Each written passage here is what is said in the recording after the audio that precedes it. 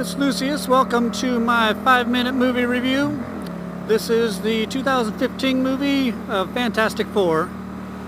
I went into this movie really wanting to like it. I love superhero movies, even some of the bad ones. I mean, I didn't think Ghost Rider or Electro was that great, but you know what? I've still watched both of them several times. Same with Daredevil. And so yeah, I can like a bad movie just because it's a superhero movie, because I just love superheroes that much. Problem comes when they just totally fell on what they could do.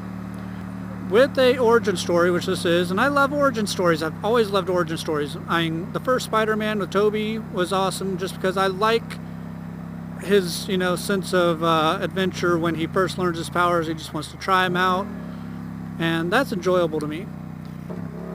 And I went into Fantastic Four really wanting to enjoy this movie. I really wanted to like it. I like Kate Mara, who plays the new Sue Storm. And granted, it's a little bit younger cast. I did not mind the original cast of the Fantastic Four back in the earlier 2000s. Didn't mind that cast at all. I thought they did a good job. I like those movies. The movie's runtime says it's 100 minutes. So you're talking an hour and 40 minutes. Probably about 10 minutes of that is just opening credits and end credits. So you've got about an hour and a half of actual movie. And when they take 45 minutes of that just to get to the point of getting their powers, I think that was a lot of wasted time. And the fact is, I hear that they did a lot of editing and cut out a lot of parts, but it was all pre-power. It was all more backstory. So I'm like, man, if they cut out that stuff and still ended up with half the movie being the pre-story, that's just bad. They want you to like the characters. They want you to know who they are before they became super. But the fact is, I still didn't really care that much. Visually, I thought the effects were pretty cool. I mean, I definitely liked the new Human Torch. It actually looked like he was in pain initially. It looked like he was a man that was just on fire and the flame just wouldn't go out. And that was kind of cool. And I thought Sue Storm was pretty cool, but it's invisibility. It's not really a new effect or anything. The Fantastic Man, or Mr. Fantastic, I thought the stretch powers were a lot better showcased in the original Fantastic Four movies. On this, they really just showed him stretched out real far. They showed him kind of jumping around in his rubber band type of aerobic ability. But other than that, you really didn't see him use it in any spectacular way. The Thing, everyone says that the Thing looked really cool. I personally thought he was decent in the original Fantastic Four movies as well. In fact, if I had to say one over the other, I think that today's looked a little bit more CGI, where the other earlier movies looked a little bit more like actual rocks.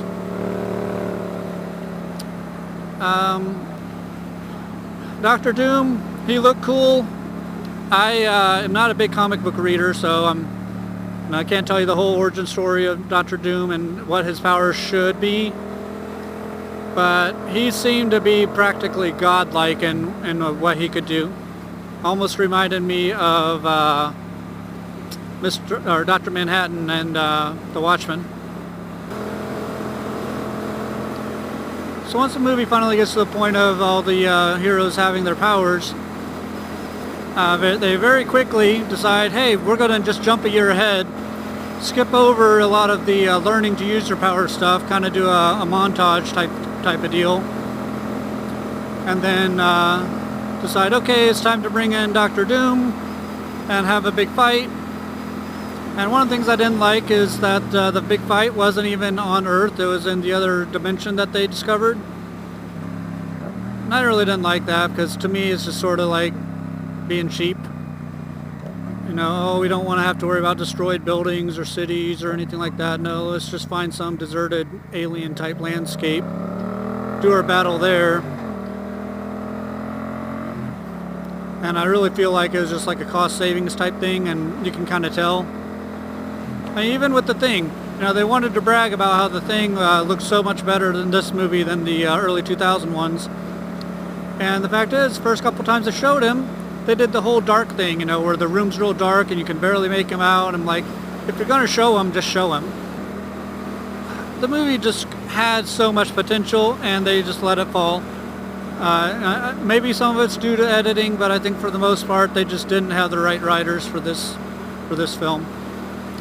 So on a scale of 1 to 10, I give it a pretty generous 3. If you are going to the movies and you're spending upwards of $10, $12, $14 or so, don't spend it on this movie. There's definitely better ones out there. So that's my review. Take it or leave it. Tell me in the comments what you think if you've seen it. I'm really hoping that they do it right one of these years, and maybe another 3 or 4 years from now they'll reboot it again and do a better job.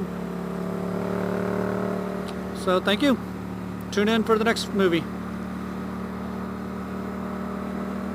And don't forget to subscribe, hit that like button, and always be safe.